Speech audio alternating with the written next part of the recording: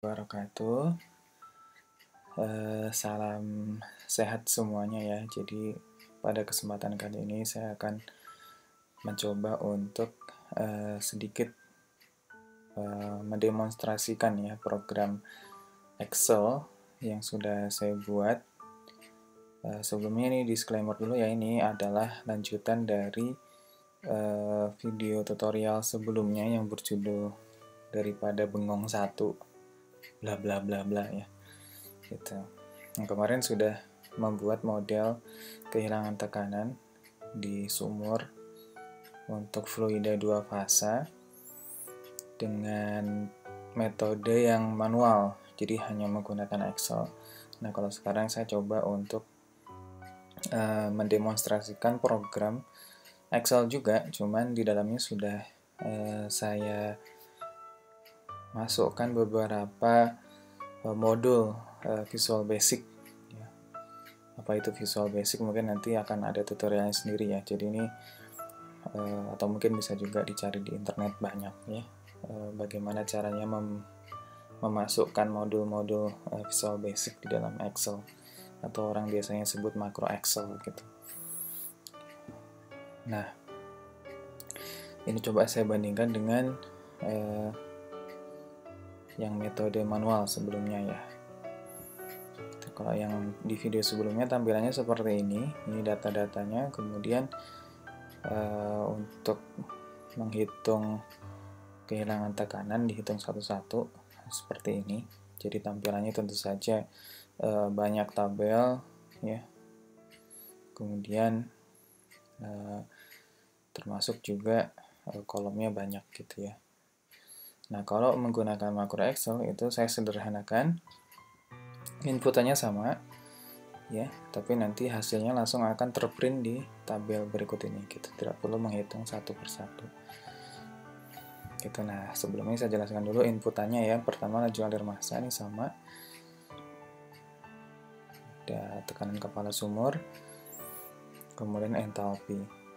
Kemudian untuk ID casingnya saya buatkan database-nya, jadi tinggal dipilih jenis casingnya apa,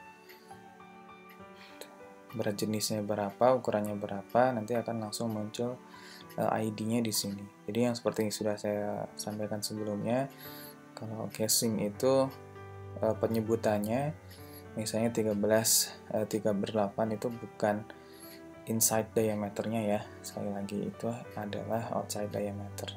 Sedangkan yang kita gunakan untuk pemodelan itu adalah inside diameter gitu. Ini database-nya udah ada di sini yang umumnya digunakan. Kalau lengkapnya sih di API ya, American Petroleum Institute standar ya untuk ukuran casing. Gitu. Nanti bisa dicari. Tapi ini yang saya masukkan yang umumnya dipakai ya. Untuk kelasnya ada K55 sama L80. Ukurannya 7 inch itu untuk liner, kemudian 95/8 atau 10/3/4 ya, itu untuk casing yang produksi ya, atau casing yang paling bawah gitu. Nah, ini tinggal pilih, nanti akan otomatis muncul misalnya untuk 68 atau 54,5 pound per feet, itu otomatis ID-nya akan berubah gitu. Jadi ini yang casing produksi ya. Ini casing produksi atau liner yang di atas, kemudian ini liner yang paling bawah gitu. Nah, kedalamannya itu harus di input ya. Jadi ini warna hijau ini adalah otomatis output, kalau yang hitam ini adalah inputan. Kalau ini berarti dari 0 sampai 1400 itu ukurannya adalah sekian, dari 1400 sampai 1800 itu ukurannya adalah sekian, 1800 sampai 2300 ukurannya adalah sekian. Kalau ini inklinasi ya, karena ini penyederhanaan, jadi inklinasinya ini diasumsikan rata-ratanya segitu gitu ya.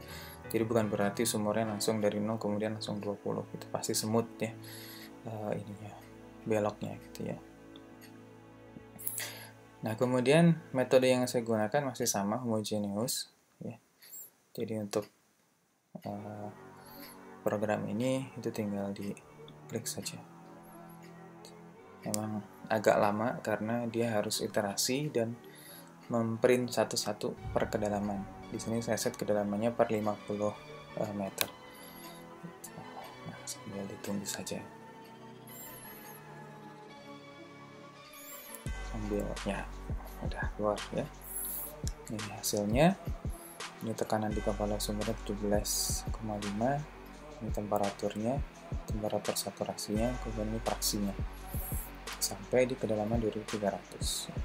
Di bawah itu pressure-nya 26,9 atau 27 bar.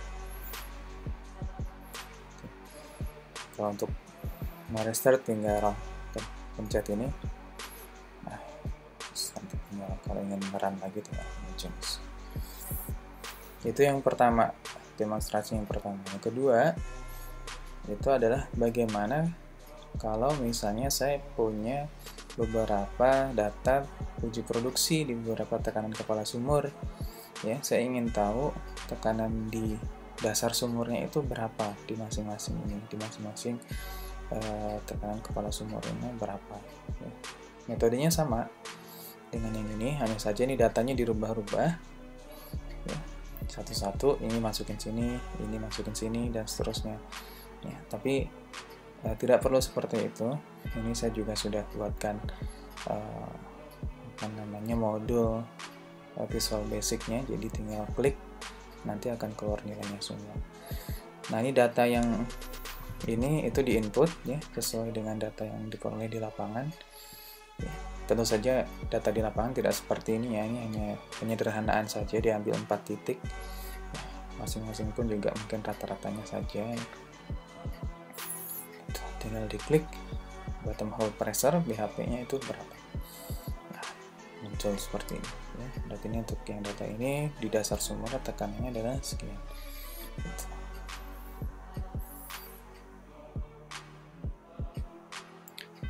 Maaf tadi mungkin saya salah sebut ya. Yang tekanan yang tengah ini ya, di kepala sumurnya 13,5, di dasarnya adalah 31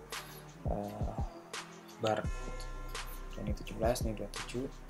Ya, tentu saja delta P-nya berbeda-beda karena laju alirnya kan berbeda-beda. Ya. Semakin besar laju alirnya, maka friksinya akan semakin besar, sehingga delta P-nya akan semakin besar. Nah, ini misalnya delta P-nya kurang lebih ada 15 ya. Ini delta P-nya ada 10, ini delta P-nya ada 8 bar, gitu ya, dari 21 ke 23. Kemudian ini juga kembali lagi ke 10, gitu. Jadi berbeda-beda.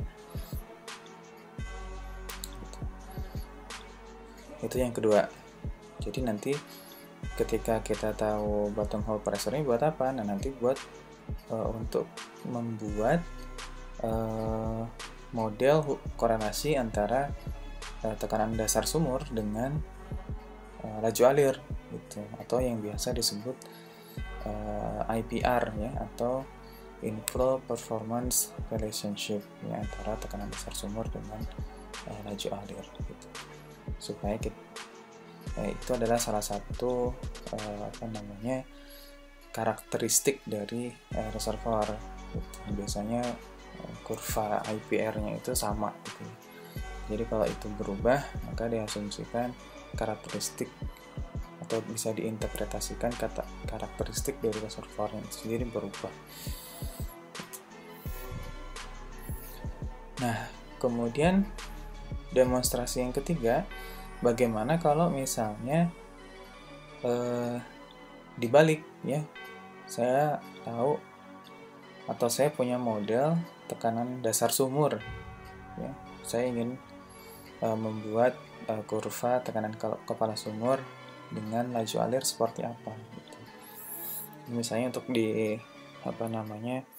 sumur-sumur awal ya di sebuah lapangan, biasanya kita tidak tahu profil hubungan antara kepala sumur dan laju alir ya.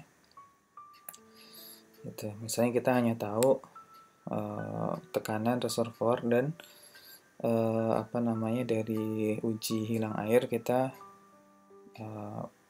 bisa mengestimasi laju alir maksimum ya dari sebuah sumur. Jadi misalnya sumur pertama kali gitu ya, kita tidak tahu profil produksi dari sumur itu seperti apa, karena itu sumur pertama kan.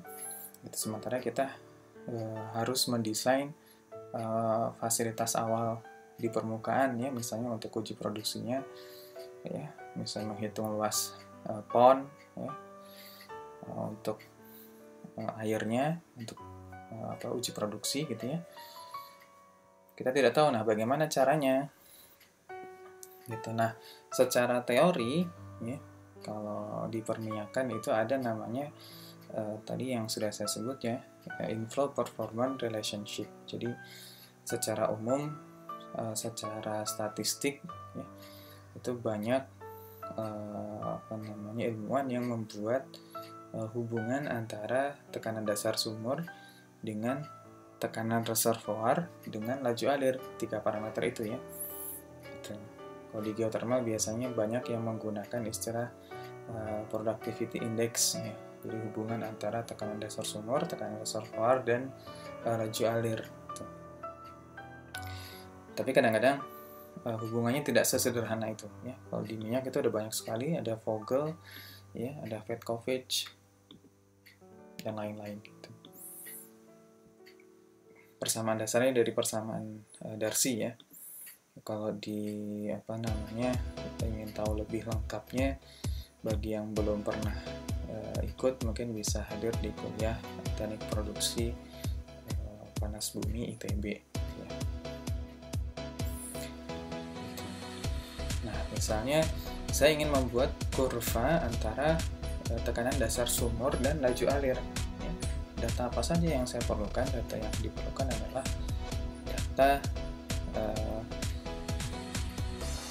tekanan reservoir ya, kemudian laju alir maksimum. Untuk beberapa metode ini diperlukan ya.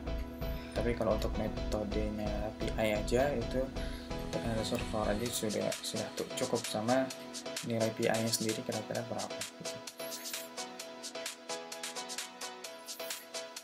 Nah, misalnya saya ingin menggunakan metodenya Vogel atau Socronal. Ini di Excel ini saya sudah menyediakan 5 pilihan ya, ada PI, ada Vogel, ada Socronal, ada Moya.